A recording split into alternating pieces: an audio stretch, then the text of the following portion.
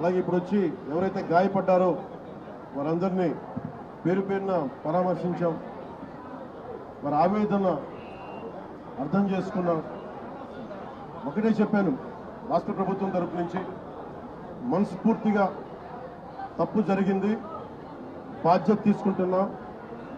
క్షమాపణలు రాష్ట్ర ప్రజలందరికీ,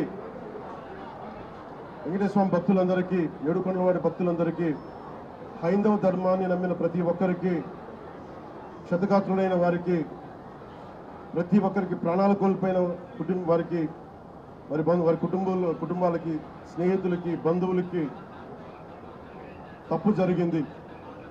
మనస్ఫూర్తిగా రాష్ట్ర ప్రభుత్వం క్షమాపణలు అడుగుతుంది.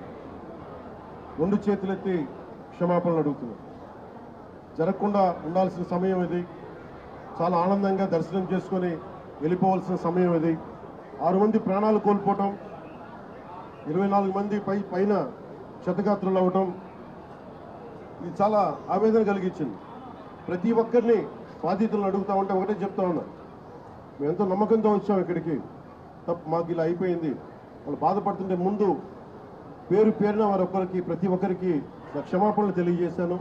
దీనికి బాధ్యులైన వారిని ఖచ్చితంగా వారికి బాధ్యత తీసుకొని వారికి ఎలాంటిది పడాలో అది శిక్ష అంటామా, చర్యలు ఉంటాయి ఖచ్చితంగా.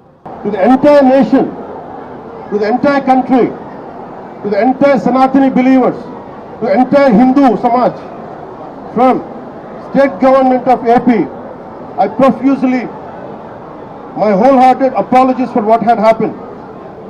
It is about responsibility about TTD EO, TTD EAO and TTD chairman. They should have done this. They should have done elaborate arrangements, which they had done. My heartfelt, my profuse apologies to entire nation for what had happened. Chetuletti, with both folded hands, I'm saying, we are extremely sorry for what had happened. We can never get back the lives, but I told everybody, especially TTD board and the governmental higher authorities, to go and visit each and every person's family who deceased in this, and say go and console them. At the same time, announcing ex gratia even for the deceased and the wounded. And I'm wholeheartedly, my profuse apologies to the entire nation for what had happened.